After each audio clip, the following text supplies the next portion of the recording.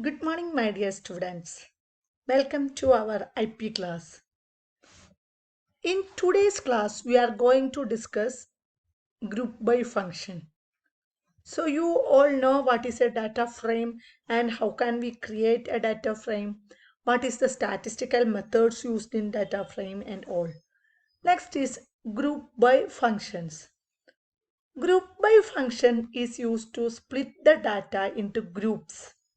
So in this, by using this group by function, we are splitting the data into different groups based on some criteria.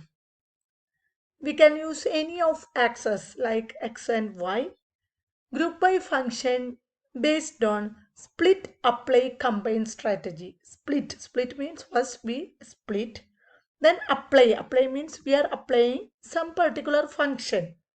Then combine means again we are combining.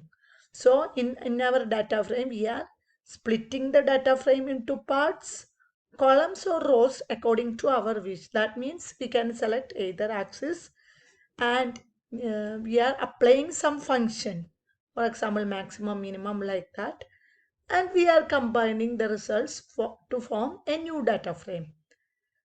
So let us consider the example. Here we have two column data frame, key and data. Key and data.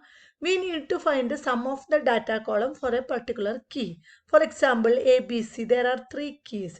So A have value of data 0, again A have 5, A have 10. So A have three values.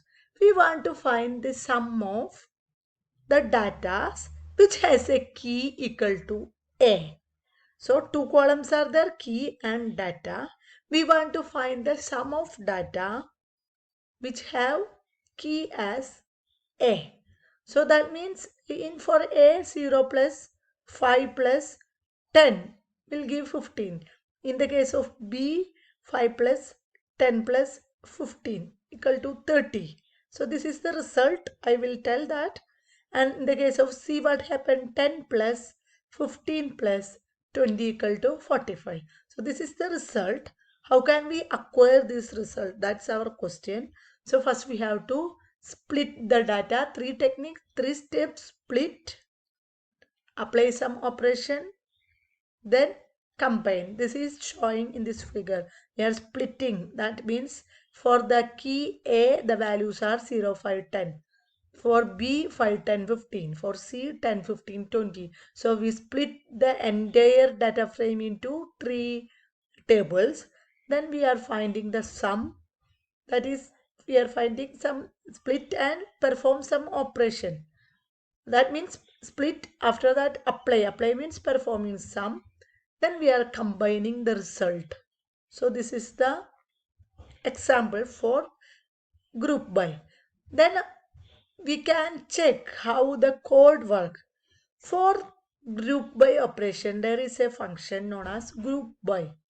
So in this case, if suppose here we are taking the example which we have learned previous. That means there are three unit tests are there and maths, science, social studies, Hindi, English.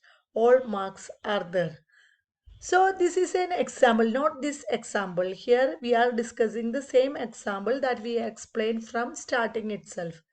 So if we want to find the first entry of each student, first entry means it will be unit test 1 marks, because unit test 1 is conducted first, then unit test 2, then unit test 3. So we want to find the first entry from each group. Each group means for each students there are three entries are there. First unit test 1, unit test 2 and unit test 3.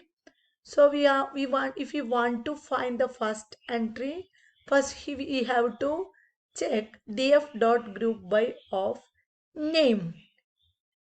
Name means our names are Asravi, Misty, Raman and Suhair. So we want to apply this group by function on the name of the student. Then if we want to find, suppose that result will be in G1. The result will be in we are accessing that result in G1. And if we want to find the first entry means unit test 1 mark, then G1 dot first is the function to find the first entry from each group. So here based on name, 1, 2, 3, 4 groups are created. 4 groups like first student is Asravi. Asravi is 3 unit test mark. That is group 1. Then next student is Mishti. Mishti is 3 unit test mark. That is group 2. So in this case we are using there are 3 tables. Here we are using 4 tables because Asravi, Mishti, Raman and Suhair. So all have 3 marks. So we are forming group. To form group based on name.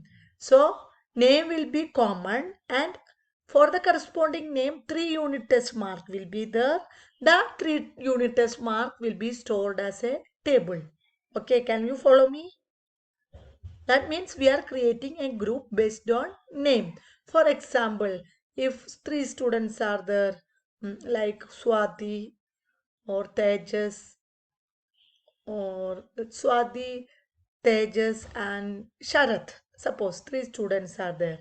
So we are storing 3 unit test mark of these 3 students. So total 9 rows will be there because for Swati is 3 rows and then next student 3 rows because 3 unit test mark there, and for next student 3 rows. So we are performing group by operation. Group by based on name. Name means Swati, Sharath, like that our name. So for Swati's mark in 3 unit test are stored in a table. Then Sharath mark in 3 unit test are stored in a table. Then other student mark are stored in a table. So 3 tables are created.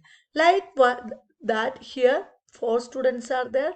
So first 4 tables like this are created in which all marks of these students are stored. So single student, 1 table. So there are 4 tables. In this we want to access first entry. First entry, of course, it will be unit test 1. So G1 dot first will give the first entry. That means first unit test mark. So this will be the output. Answer is unit test 1 marks. That table contains another fields because unit test 2 and unit test 3 are there. So I think this is little bit confusing. That's why I am explaining again and again. That is, we are splitting our students database based on their name. For that purpose we use group by name. So our student Asravi has 3 unit test marks are there, that will be stored in a single table.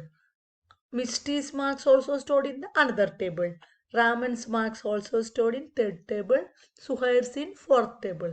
And from this we are accessing first entry. First entry, of course, it will be unit test 1 marks. So G1 dot first. In G1 we are groups are formed. G1 dot first means first entries of all students are accessed. The G1 dot size is for each group size will be 3 because we are using 3 rows.